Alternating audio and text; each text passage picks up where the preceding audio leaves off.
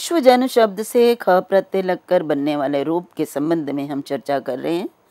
और जैसा कि हम जानते हैं कि आत्मन विश्वजन भोगोत्तर पदार्थ ख सूत्र में विश्वजन शब्द का प्रयोग है। तो ये विश्वजन समस्त पद है, इसलिए हम इसको जानेंगे कि समस्त पद जो है इसका विग्रह कैसे होगा। तो यहाँ पे कर्मधारय समास होकर ये समस्त पद बना है, विश्वे जनाः, विश्व जना। अब विश्व जना ये कर्मधारय है। अब हम कहते हैं कि विश्वजन अर्थात सभी लोगों के लिए जो भी हितकारी चीज़ होती है, वस्तु होती है, उसके लिए यदि हम इस शब्द को प्रयोग करेंगे, उन वस्तुओं के लिए, उन लोगों के लिए, उन पदार्थों के लिए जो सब लोगों के लिए हितकारी होते हैं, तो प्रत्यय लगाकर हम प्रयोग कर सकते हैं। हम ये भी कह सकते हैं विश्वजनेभ्यो हितम, और हम ये भी कह सकते हैं कि हम विश्वजन शब्द से प्रत्यय लगाकर इसी अर्थ को प्रकट कर सकते हैं। तो विश्वजनेभ्यो चतुर्थी अंत है, तो तस्मै हितम सूत्र द्वारा यहाँ हित अर्थ में विश्वजन शब्द से ख प्रत्यय लग जाएगा। तो विश्वजन ख, और ख को पुनः जिस प्रकार से हमने आत्मनीना बनाया वैसे ही ख को ईन करके और विश्वजन के न के अ को यस्येति च से लोप करके विश्वजन हलंत ईन मिला दीजिए, विश्वजनीन और अ मिला दीजिए, तो विश्वजनीनः। अब यहाँ पे ये कहा गया कि कर्मधारयाद एव इष्यते, ये जो प्रत्यय लगाएंगे ख, अगर विश्वजन कर्मधारय समास में है तो उसी से लगेगा। कर्मधारय समास से बने हुए विश्वजन इस शब्द से ही, इस प्रातिपदिक से ही ख प्रत्यय होगा।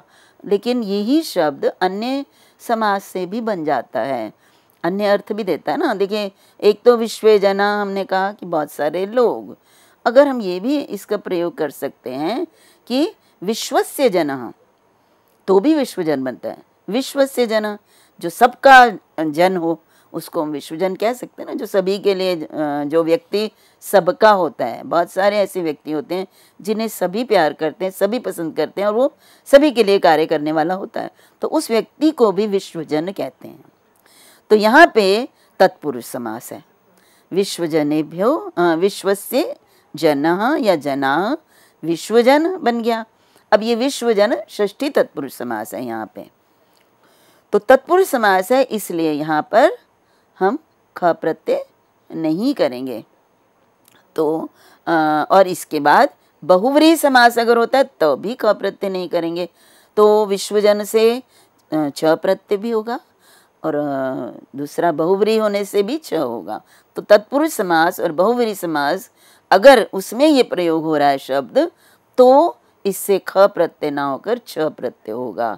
जैसे हमने अभी कहा विश्वस्य जनः, ये तत्पुरुष समास है, और विश्वजनाय हितम, तो यहाँ पर ख ना होकर च होगा।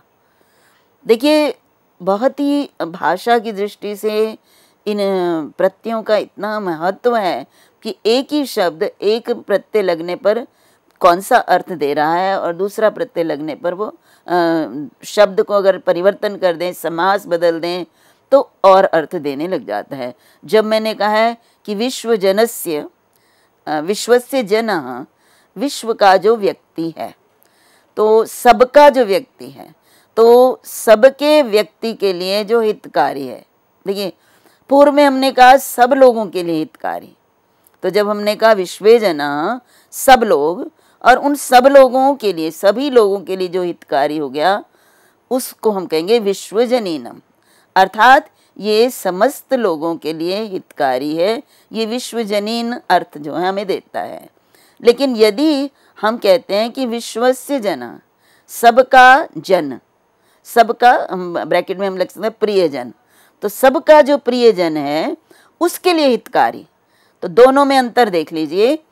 तो विश्वजन सभी जनों के लिए हितकारी अगर मैं कहती हूँ, तो वो कर्मधारय समास होने के कारण उससे ख प्रत्यय करके विश्वजनीनः बन जाएगा। और विश्वजनीन का अर्थ होता है सब लोगों के लिए जो हितकारी व्यक्ति हो, व्यक्ति वस्तु जो भी कह लीजिए। लेकिन अगर मैं ये इसका विग्रह अगर विश्वस्य जनः कहती हूँ कि वो व्यक्ति जो समस्त विश्व का होता है, तो समस्त विश्व, तो उससे भी विश्वजन बनता है।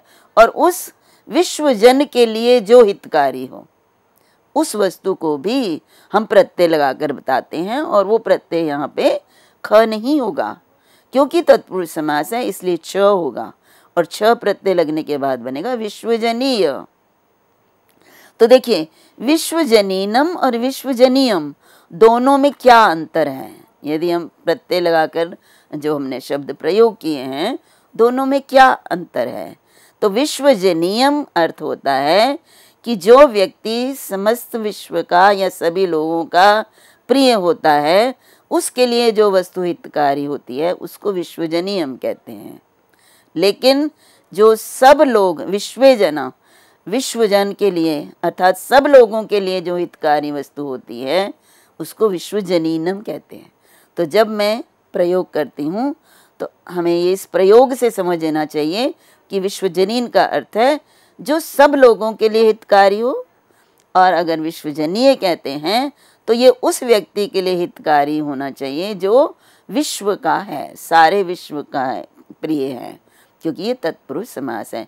इसी तरह से अगर हम इसका बहुव्रीहि समास में भी प्रयोग करते हैं तो तब भी यहाँ पर छ प्रत्यय होगा। जैसे विश्वः जनो यस्य, विश्वजनः, अर्थ दोनों का देखिए बहुव्रीहि और तत्पुरुष का सिमिलर अर्थ है। उसमें कहा विश्व का जन, और फिर विश्व जिसका है, विश्वः जनो यस्य सः, विश्व सारा विश्व जिसका है।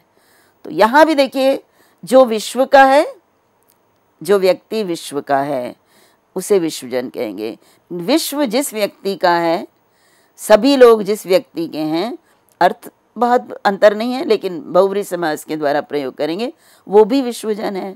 तो उस विश्वजन के लिए, विश्व जिसका विश्व जन है पूरा, तो उस व्यक्ति के लिए हितकारी वस्तु में भी हम छ प्रत्यय लगाकर बताएंगे। तो अगर हम विश्वजनीय प्रयोग करते हैं तो इसका अर्थ भिन्न होगा, और विश्वजनीन प्रयोग करते हैं तो इसका अर्थ भिन्न होगा, जो मैंने अभी आपके सामने स्पष्ट करने का प्रयास किया। अब भोगोत्तर पद 3 थे ना, आत्मन, उसके बाद विश्वजन, और तीसरा वे शब्द जिनका उत्तर पद भोग हो, भोग शब्द जिनका परवर्ती पद हो। तो जैसे मातृभोगाय हितम। अब जो मातृभोग शब्द है, मातृभोग शब्द क्या होता है? मातुः भोगा, मातृभोगा। भोग, यहाँ पे भोग शब्द जो है वो शरीर के लिए प्रयुक्त होता है। तो मातुः शरीर, मातु भोगा माता का शरीर। तो माता के शरीर के लिए जो हितकारी होता है तो उसको पहले तो मातुः भोगा, इसको जब हम समास करते हैं तो ये बन जाता है मातृभोग। मातृ और भोग इन दोनों में समास होगा, षष्ठी तत्पुरुष समास। मातृभोग शब्द बन गया जिसका अर्थ है माता का शरीर। अब माता के शरीर के लिए जो भी हितकारी होता है, जो भी व्यक्ति, वस्तु, स्थान, उसको बोलते हैं हम मातृभोगाय हितम। तो मातृभोगा और मातृभोगाय हितम, उसके लिए तस्मै हितम सूत्र द्वारा छ प्रत्यय प्राप्त हो रहा था, लेकिन भोगोत्तर पद शब्द है, मातृभोग समास किया गया है। और मैंने आपको बताया कि जो समास में 2 पद होते हैं, तो यहाँ पे भी 2 पद है, मातृ और भोग, और इसमें उत्तर पद जो है, बाद वाला पद है भोग। तो ये मातृभोग शब्द कैसा है? भोगोत्तर पद। इसलिए सूत्र में जो कहा कि भोगोत्तर पद जो शब्द होते हैं उनसे तस्मै हितम, उसके लिए हितकारी है, इस अर्थ में ख प्रत्यय होगा। तो मातृभोगाय हितम, मातृभोग शब्द से यहाँ पे उसके लिए हितकारी, इस अर्थ में ख प्रत्यय होकर मातृ, जो पहले भी मैं बनवा चुकी हूँ आपसे, तो मातृभोग और ईन हो गया, मातृभोगीन बनेगा। लेकिन यहाँ पर एक है, ईन मातृभोगीन बन जाता है, तो न को ण होता है। हम सब जानते हैं अटकुप वांग नुम व्यवाय अपि सूत्र द्वारा र, मतलब र में री भी आ जाता है, तो उसमें र के बाद या री के बाद जो न होता है उसको न होता है, और तुरंत बाद भी होने पर, और अटकुप वांग नुम व्यवाय अपि सूत्र के अनुसार अट अ से लेकर ट तक ये जो हमारे प्रत्याहार सूत्रों में वर्ण आते हैं उनमें, और फिर कुप कवर्ग के जितने भी शब्द हैं, प पू है पवर्ग के जितने भी शब्द हैं, आंग मीन्स आ है और नुम है, इनका व्यवाय हो, री और न के बीच में इनका व्यवाय हो, व्यवाय में इनका व्यवधान हो, बीच में ये वर्ण हो, इनमें से एक भी हो सकता है, सारे भी हो सकते, सारों में से कोई भी। तो यहाँ पे देखिए अगर हम मातृ भोग मातृ री है ना, इस री और न के बीच में कितने वर्ण है, भ है पवर्ग में आता है, ओ है अट में आता है, और ग है, ग किस में आता है, कु में, और ई है हमारा अट में आता है, और फिर उसके बाद न है जिसको कि हम ण कर देंगे। ये बहुत बार प्रयोग करते हैं, इसलिए इसको जानना ज़रूरी है कि हम क्यों करते हैं। ठीक है, तो हमने क्या बना दिया, मातृ भोगीण, न के स्थान पर ण कर दिया। तो इसका अर्थ है जो माता के शरीर के लिए हितकारी हो उसका। तो देखिए मातु शरीरार्थम हितकारकम कहने की बजाय हमने मातु शरीर को तो मातृभोग समास करके छोटा कर दिया, संक्षिप्त कर दिया, और तस्मै हितम सूत्र से हमने ख प्रत्यय लगाकर मातृभोगीण शब्द बना दिया, जो कि पाणिनि की विशेषता है कि वो कम से कम शब्दों में अधिक से अधिक बात करते हैं। इसी प्रकार से देखिए भोगोत्तर पद शब्द है पितृभोगिन, तो पितुः भोगा पितृभोगा, और पितृभोगाय हितम मतलब पिता के शरीर के लिए भी जो हितकारी है उसको पितृभोगिनम बोलते हैं। स्वश्री स्वसा बहन को कहते हैं स्वश्री भोगिनम, जो बहन के लिए हितकारी होगा उसको स्वश्री भोगिनम बोलते हैं। भ्रातृभोगिनम भ्राता भाई को कहते हैं, तो भ्रातृ शब्द है, और भ्रातृ के लिए जो भोग के योग्य है उसे भ्रातृभोगीन कहते हैं। आदय शब्द अपि सिद्ध्यन्ति, तो इस प्रकार से अन्य शब्द भी जिनमें भोग उत्तर पद होगा वो इसी प्रकार से सिद्ध होंगे। अब हम आगे बढ़ते हैं। इस सूत्र के संबंध में कुछ वार्तिक हैं, क्योंकि इसमें तो केवल वही शब्द दिए, दो तो आत्मन है और विश्वजन है, और तीसरा वो शब्द है जिनमें भोग उत्तर पद हो। कुछ और शब्द भी हैं जिन्हें वार्तिककार ने स्पष्ट किया है कि उनसे भी प्रत्यय ख प्रत्यय का प्रयोग होता है।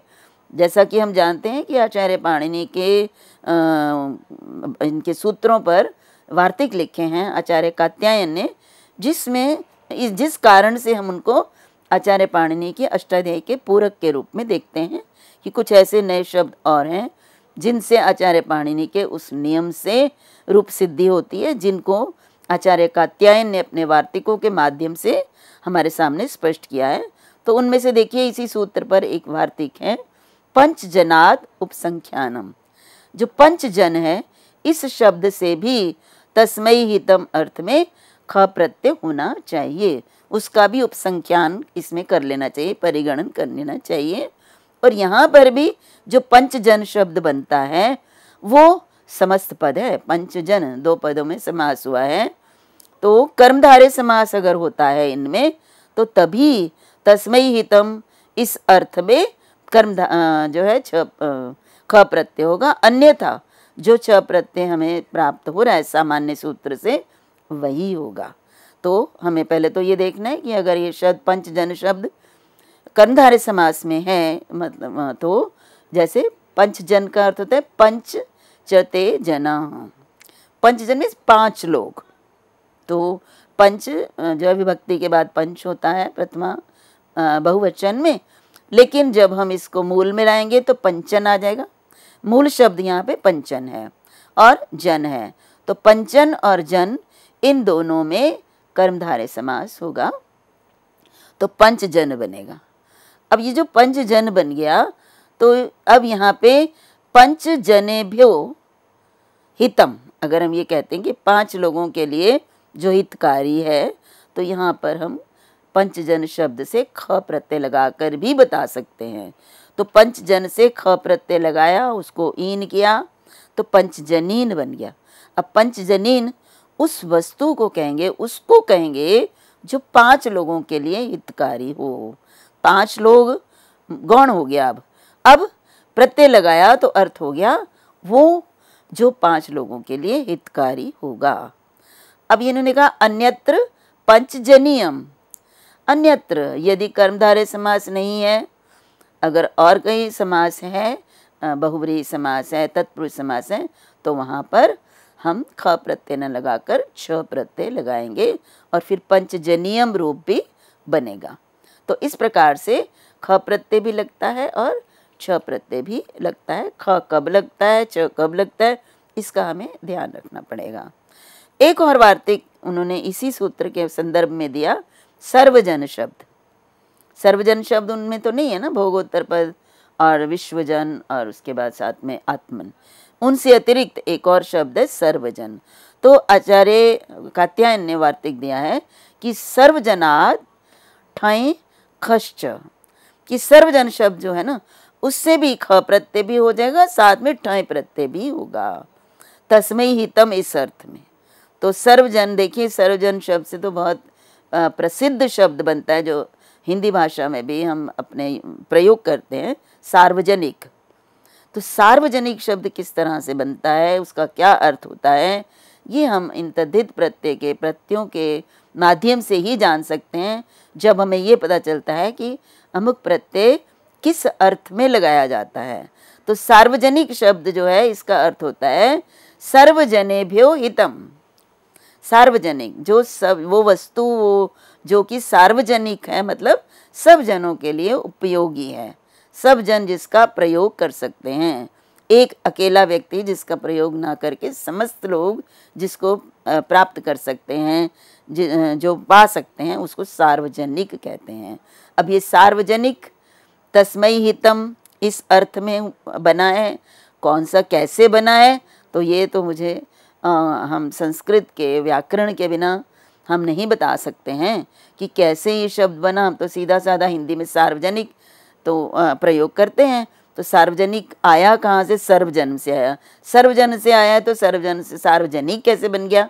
तो ये इस आपके सामने मैं बता रही हूँ कि सर्वजन शब्द से तस्मै हितम सूत्र द्वारा ठय प्रत्यय और ख प्रत्यय दोनों लग जाते हैं और ये रूप बनता है सार्वजनिक और सर्वजनीनम।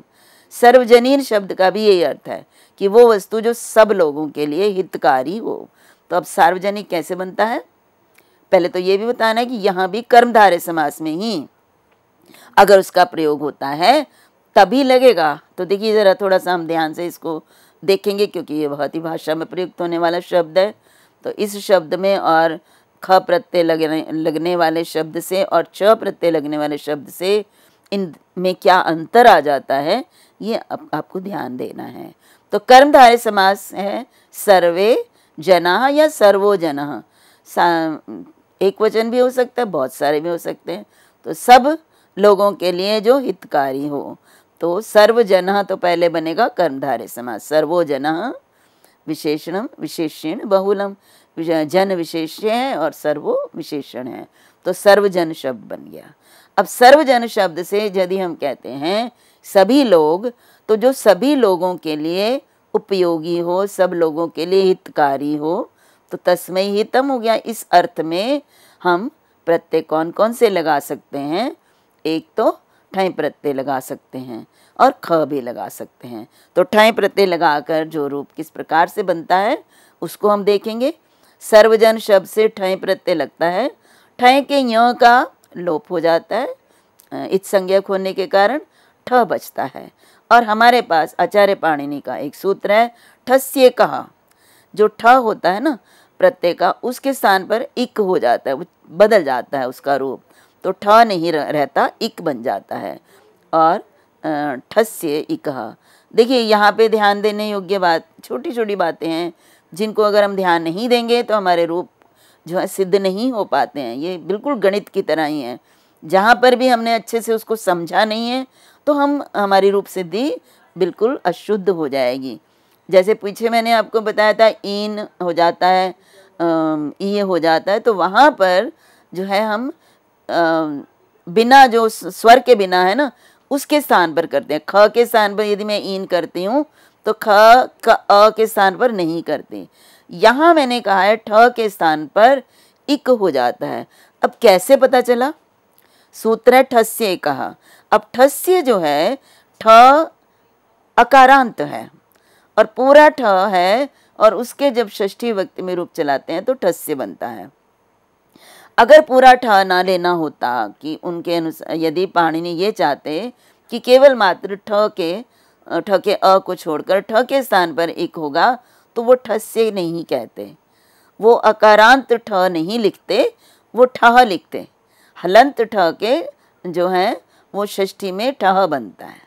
तो इस प्रयोग को देखकर हम ये समझते हैं कि ठस्य इकः पूरे ठ को हटाकर इक हो जाता है, और इक भी इक अकारांत शब्द है, तो इसका मतलब इक पूरा हो जाता है।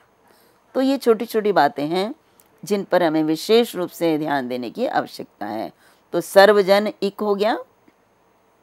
अब ये ठय प्रत्यय ङित है, इसलिए जो तद्धितेष्व चामाधे सूत्र है उससे सर्व के स का जो आदि अच अ है उसको वृद्धि हो जाएगी, तो सा बन जाएगा।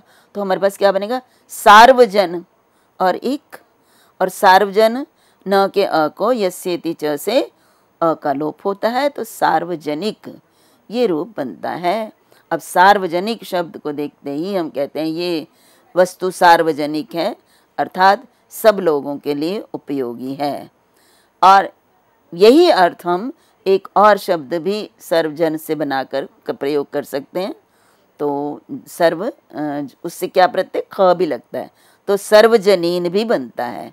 तो सर्वस्य जना सर्वजना, सर्वजनाय हितम, सर्वजन ख, और सर्वजन इन, और सर्वजनीनम ये रूप भी बनता है। तो दो विकल्प हैं, ठय भी होता है, ख भी होता है। ठय से हमने बताया आपके सामने, ख से ये रूप बनता है। अब एक और वार्तिक भी आ गया, क्योंकि बहुत सारे ऐसे शब्द हैं जो भाषा में प्रयुक्त हुए हैं, लेकिन आचार्य पाणिनि ने केवल 3 ही बताए जिनसे कि हम तस्मै हितम से रूप बना सकते हैं।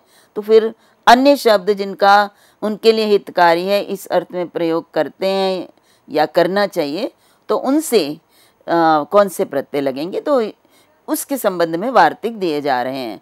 अब महाजन शब्द ले लिया, महाजनात् नित्यम ठय वक्तव्य। अब जो महाजन एक शब्द है उससे हमेशा तस्मै हितम इस अर्थ में ठय प्रत्यय होना चाहिए। महाजन शब्द उससे उस महाजन के लिए जो हितकारी है ये अर्थ हमें देना है, तो हमेशा हमें ठय प्रत्यय का प्रयोग करना चाहिए। अब यहाँ छ नहीं हो सकता, ख भी नहीं हो सकता, इस वार्तिक से केवल ठय प्रत्यय ही होगा। तो महाजनाय हितम, अब महाजन के लिए हितकारी। अब महाजन क्या होता है? अब महाजन तो आजकल वो एक जाति भी बन गई है। वास्तव में महाजन का अर्थ होता है महान जना, जो महान व्यक्ति होता है उसको महाजन कहते हैं। और महान व्यक्ति के लिए जो हितकारी होगा, जो कुछ भी, जो वस्तु, जो व्यक्ति, उसको हम क्या कहेंगे? तो ठय प्रत्यय लगाकर हम कहेंगे महाजनिक। महाजनिक, तो महाजनिक, महाजनाय हितम, ये महाजनिक कैसे बनता है? ये बनता है ठय प्रत्यय लगाकर। तो महाजन शब्द से ठय प्रत्यय लगाएंगे और ठ के इक करेंगे, म के अ को वृद्धि करेंगे और महाजनिक बन जाएगा। तो महाजनिक क्या है? महाजनिक है महाजन के लिए हितकारी। तो महाजन मीन्स महान व्यक्ति, जो भी महान पुरुष है, महान व्यक्ति है, उस व्यक्ति के लिए जो हितकारी होगा उसको महाजनिकम कहेंगे। तो इसमें अगर ये हमारे पास इसमें बहुव्रीहि समास में है, किसी और समास में तब नहीं होगा, ठीक है। तो अब तीसरा जो बचा हमारे पास, देखिए हमने भोगोत्तर पद किया, तो भोगोत्तर पद के और भी उदाहरण हैं। मातृभोगिणः, पितृभोगिणः, भोग शब्द शरीरवाची और केवले भी हो। एक बात जो यहाँ पे स्पष्ट करना चाहूँगी कि उन्होंने कहा है कि भोग उत्तर पद जिनके हों उनसे ख प्रत्यय लगता है, लेकिन अगर भोग उत्तर पद नहीं है तो केवल अगर मातृ शब्द है, तो मातृ पितृ है, तो वहाँ पे ख ना होकर जो तस्मै हितम सूत्र द्वारा छ ही होगा। उससे मातृयम और पितृयम बनेगा, है ना। पितृभोगीन मातृभोगीन तो तब बनेगा जब भोग उत्तर पद है, तब हम उसके स्थान पर ख उससे ख प्रत्यय करेंगे। अन्यथा अकेले मातृ पितृ शब्द का यदि हम प्रयोग करते हैं तो वहाँ पे छ प्रत्यय ही लगेगा। माता के लिए उपयोगी, पिता के लिए उपयोगी। अब यहाँ पे एक और वार्तिक है, राज आचार्याभ्याम तो नित्यम। अब राजन और आचार्य ये दो शब्द हैं, तो इनसे नित्य रूप से ख प्रत्यय होता है, ये वार्तिक है।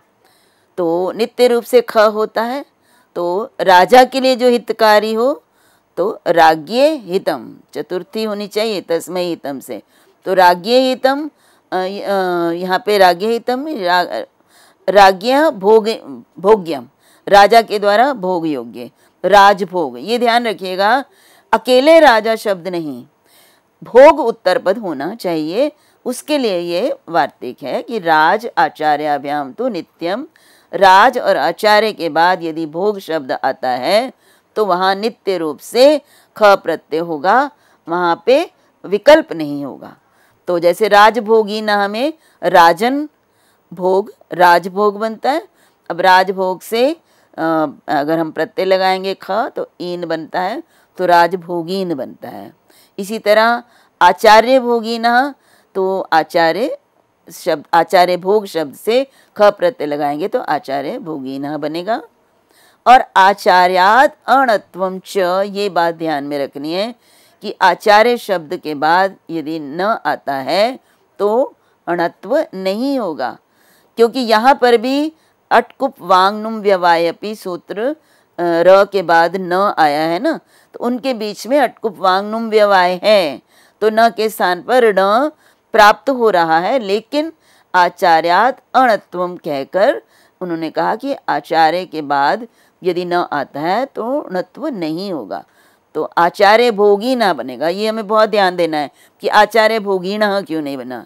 राजभोगी ना तो नहीं बन सकता, क्योंकि उसमें ज का व्यवधान है, उसमें अटकुप वांगनुम व्यवायपि में नहीं आता, तो राजभोगिना में कोई समस्या नहीं है, आचार्य भोगिना में ही समस्या है। तो इसलिए जो यहाँ न कर्ण क्यों नहीं किया ये भी हमें समझना है। उसके बाद कहा केवलाभ्याम वाक्य में भवति, यदि हम राजन शब्द आचार्य शब्द अकेले प्रयोग करते हैं, भोग नहीं लगाते इनके साथ भोग शब्द, तो राजा के लिए हितकारी, आचार्य के लिए हितकारी, तो ये वाक्य ही प्रयुक्त होंगे, इनसे कोई प्रत्यय नहीं लगेगा। तो राज्ञे हितम तस्मै हितम से नहीं लगेगा प्रत्यय, आचार्याय हितम में तस्मै हितम सूत्र द्वारा कोई प्रत्यय नहीं लगेगा। तो अभी के लिए इतना ही। उसके बाद जो अगले सूत्र हैं उनकी व्याख्या मैं आपके सामने आगामी व्याख्यान में करूँगी। तब तक के लिए आप सभी का धन्यवाद। सभी को नमस्कार।